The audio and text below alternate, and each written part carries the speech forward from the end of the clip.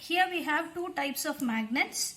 First one is a horseshoe magnet. Its shape is in the form of a horseshoe. Next is a bar magnet, which will be in the form of a rectangle. Okay, these are the two types of magnet. Now I am here to explain you the property of a magnet. Okay, so the property of the magnet, first important property of the magnet is the like poles will repel. Here I'll show you how does it happen.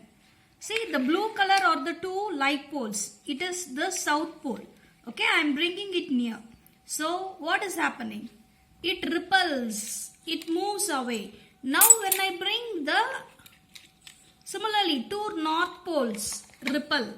Okay, so the first property is like poles repel in magnetism. Next one is the unlike poles.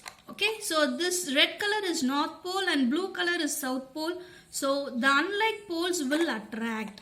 Just see what is happening now. Yeah, it is attracted. The blue color is south pole and north is red color, and from this experiment we conclude that the opposite poles, the unlike poles of a magnet will attract, and the similar poles, and that is the like poles, will repel. This is a small experiment to demonstrate the properties of magnetism. These are the various shapes of magnet.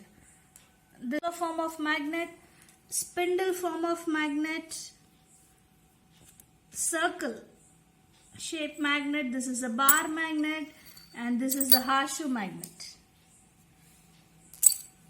This is the collection of my magnets.